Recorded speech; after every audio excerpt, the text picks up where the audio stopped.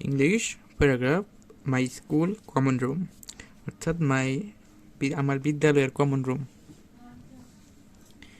My school common room is a place where students take rest, read newspaper and play indoor games.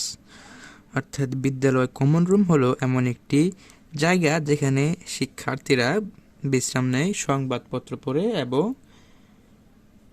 ঘরোয়া খেলা খেলে। আমরা indoor game বলতে কি বুঝি, যেমন হচ্ছে টেবিল টেনিস, লুডো, চেস ইত্যাদি। It is an important for the students of any school. অর্থাৎ এটি যে কোনো বিদ্যালয়ের শিক্ষার্থীদের জন্য গুরুত্বপূর্ণ। তারপর আছে হচ্ছে it is used for various purposes. অর্থাৎ এটা নানা উদ্দেশ্যে ব্যবহৃত হয়। দেন আছে হচ্ছে our school has a big common room. অর্থাৎ আমাদের বিদ্যালয়ের একটি বড় কমন রুম আছে। Students come here, read newspapers and play games. অর্থাৎ শিক্ষার্থীরা এখানে আসে, সংবাদপত্র পড়ে এবং খেলাধুলা করে। তারপর আছে হচ্ছে they also discuss about many things here. অর্থাৎ তারা এখানে অনেক বিষয় নিয়ে আলোচনা করে। তারপর আছে হচ্ছে this they can enrich their knowledge. অর্থাৎ এভাবে তারা তাদের জ্ঞান বৃদ্ধি করে। তারপর আছে হচ্ছে a common room keeps a school always fresh, live and cheerful. যেটা মানে হচ্ছে কমন রুম একটি বিদ্যালয়কে সর্বদা সতেজ, জীবন্ত এবং আনন্দময় করে তোলে। The importance of a common room cannot be described in words. অর্থাৎ বিদ্যালয়ের কমন রুমের গুরুত্ব ভাষায় বর্ণনা করার মতো নয়, বা ভাষায় বর্ণনা করা যায় না। There are chair, tables and benches for the students. অর্থাৎ এখানে শিক্ষার্থীদের জন্য রয়েছে চেয়ার, টেবিল এবং bench. Newspapers, journals and magazines are available here. অর্থাৎ সেখানে সংবাদপত্র, জার্নাল এবং ম্যাগাজিন রয়েছে। তারপর in the leisure period students play carrom, table tennis, chess etc. অর্থাৎ শিক্ষার্থীরা অবসর সময়ে ক্যারাম, টেবিল টেনিস এবং দাবা ইত্যাদি গেম খেলে। If there is no common room in any school, students pass their leisure time in moving here and there.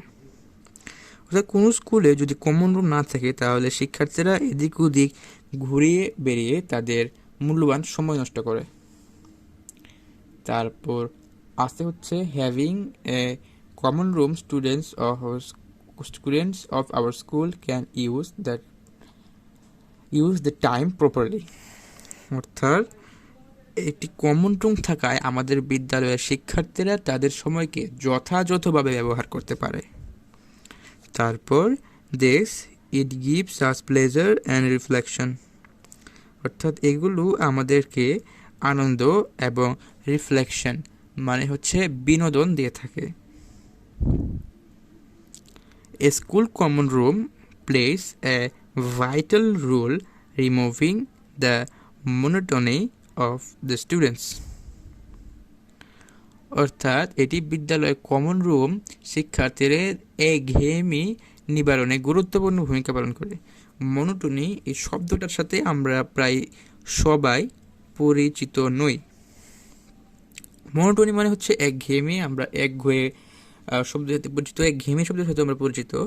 একঘেয়েমি বা একঘেয়ে শব্দের ইংলিশ ভার্সনটা হচ্ছে monotony, MONOTONY. It is essential for the students. অর্থাৎ এটি বিদ্যালয়ের শিক্ষার্থীদের জন্য খুবই গুরুত্বপূর্ণ বা আবশ্যিক। ইম্পর্ট্যান্ট এবং এসেনশিয়ালের মধ্যে কিন্তু একটা হিউজ একটা ডিফারেন্স। এসেনশিয়াল মানে হচ্ছে অত্যাবশ্যক, আর ইম্পর্টেন্স মানে হচ্ছে গুরুত্বপূর্ণ। ইম্পর্টেন্স ব্যবহৃত হয় ইম্পর্টেন্ট যদি আমি ইউজ করি তাহলে সেটা যে কাজের ক্ষেত্রে আমরা ইম্পর্টেন্ট ব্যবহার করব সেটা না করলেও চলবে, কিন্তু ইসেনশিয়াল ব্যবহারটা হচ্ছে অত্যাবশ্যক, যেটা করতে হবে। আশা করি বুঝতে পারছো। It is a part and parcel of our school life, অর্থাৎ আমাদের স্কুল জীবনে এটি অবিচ্ছেদ্য অংশ। এখন তোমাদের সাথে আরেকটা ফ্রেজ এর সাথে পরিচয় করিয়ে দেই, যেটা হচ্ছে পার্ট এবং পার্সেল। পার্ট অ্যান্ড পার্সেল কিন্তু আলাদা আলাদা কোনো ওয়ার্ড নয়, এটা এই দুটো ওয়ার্ড একসাথে মিলে পার্ট অ্যান্ড পার্সেল একটি সিঙ্গেল ওয়ার্ড প্রদান করে, যেটি হচ্ছে অবিচ্ছেদ্য। অবিচ্ছেদ্য বা খুবই খুবই জীবনের সাথে খুবই সাংঘর্ষিক বা জীবনে যেটা গুরুত্ব রয়েছে সেটা বোঝাতে পার্ট অ্যান্ড পার্সেল ব্যবহৃত হয়, বা কোনো অংশ বোঝাতেও পার্ট অ্যান্ড পার্সেল ব্যবহৃত হয়। তো আশা করি তোমরা পার্ট অ্যান্ড পার্সেলের মূল কনসেপ্টটা ক্লিয়ার হয়েছে। তো এটা ছিল আমাদের আজকের paragraph my school common room, বা শুধু কমন রুম লিখলেও চলবে।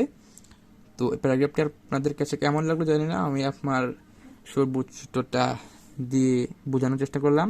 তো আজকের ভিডিওটা এই পর্যন্ত ছিল। আমাদের চ্যানেলের নিয়মিত অ্যাপ্লিকেশন এটা কম্পোজিশনটা যে আপলোড করা হয় সেগুলো পেতে আমাদের চ্যানেলটাকে সাবস্ক্রাইব করে রাখুন। তো আজকে এই পর্যন্ত ছিল প্যারাগ্রাফটি মাই স্কুল কমন রুম।